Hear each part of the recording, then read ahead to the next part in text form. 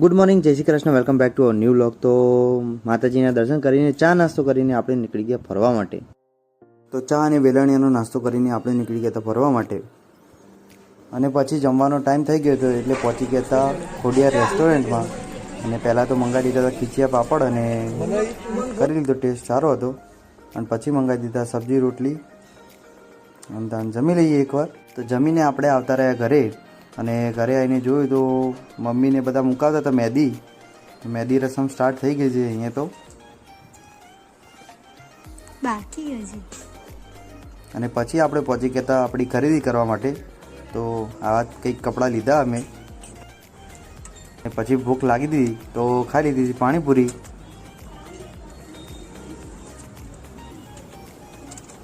પછી પહોંચી ગયા હતા આપણે હેર કટિંગ માટે. વાળ બહુ મોટા લાગતા હતા એટલા માટે થોડું હેર સેટ કરી દીધા. પછી ભૂખ જેવું નહોતું એટલે કરી લીધો ફરતી નાસ્તા. બસ તો આજના વ્લોગનું કરી છે એન્ડ. અને કાલથી મોટા વ્લોગો આવશે અને બધાના ફેસ રિવીલ કરશું.